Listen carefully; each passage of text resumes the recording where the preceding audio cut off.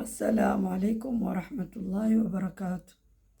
الحمد لله الذي هدانا لهذا وما كنا لنهتدي لولا أن هدانا الله، والصلاة والسلام على أشرف الأنبياء والمرسلين. أما بعد، baadakum shukuru Mwenyezi Mungu na kumtakia rehema Mtume Muhammad salawatullahi wasalamu alayhi. Tunaingia katika kisa chetu kama tulivyoongea visa vya mitume salawatullahi wasalamu alayhim. Leo tunaongea kuhusu Nabii Allah Yunus. Nabii Yunus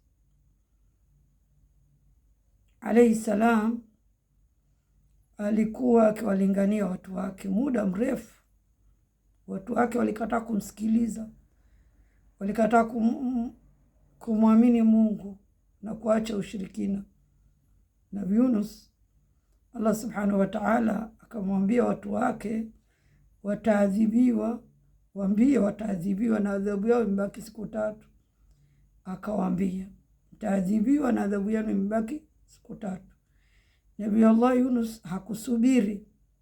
Kawaida ya mitume wakishaambiwa hivyo anasubiri. Mtume anasubiri mpaka wale watu wanaadhibiwa, wale watakao mfuata na wachukua, anaenda kule alikoelekezwa na Allah. Nabii Yunus kuondoka akaenda zake baharini. Kufika baharini akapata jahazi, akapanda. Jahazi ikawa imejaa sana. Watu wakasema tutupe mzigo, akatupa mzigo. Mwisho akasema tutupe watu. Akafanya kura. Katika kufanya kura, kila wakati anatoka nani? Nabii Allah Yunus. Akasema huyu ni mtu mwema. Walikuwa hawamjui kama nabii wa Mungu. Huyu ni mtu mwema, tusimtupe baharini, ni usiku, ni giza. Nabii Allah Yunus akasema kama imetoka kura kwa jina langu, nitajitupa mwenyewe baharini. Nabii Yunus akajitupa baharini. Mwenyezi Mungu alimwandalia samaki mkubwa ambaye ni samaki wakati huo walikuwa wako wengi. Wale wanaomeza watu wako wengi. Mmoja ndo aliamrishwa na Allah subhanahu wa ta'ala, ndo akasogea karibu. Mtume Yunus alipoanguka katika bahari akamdaka na kummeza.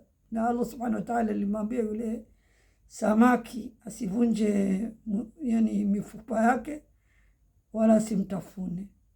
Kaingia Nabii Allah Yunus, kuingia mule akamwomba Allah subhanahu wa ta'ala. Kwanza akajiangalia yuko hai mzima, akanyosha mikono, miguu, akajiona yuko vizuri. Akamwomba Allah subhanahu wa ta'ala, akasujudu na kumwomba Allah subhanahu wa ta'ala. Allah subhanahu wa ta'ala katika surah As-Safat, baada a'udhu billahi minash shaitani rajim, anasema wa inna Yunus lamina al-mursalin. Yunus alikuwa katika mitume. Idh abaqa ila al-fulki al-mashhun, ni pale alipotupa katika ile jahazi. Wa Nabii Yunus alikuwa ni mtume. Wa inna Yunus lamina al-mursalin idh abaqa ila al-fulki al-mashhun fasahama fakana min al-mudhatin faltaqamahu al-hut wa huwa mulim. Yani kamezwa na huyo samaki mkubwa aliyekuwa anajilaumu. Allah subhanahu wa ta'ala anasema falaula annahu kana min almusabbihin la labitha fi batnihi ila yawmi yub'athun. Yani lau asingekuwa katika wenye kumtaja Allah, wenye kumdhikiri Allah, wenye kumsabih Allah, angekaa katika tumbo la huyo samaki mpaka siku ya mwisho.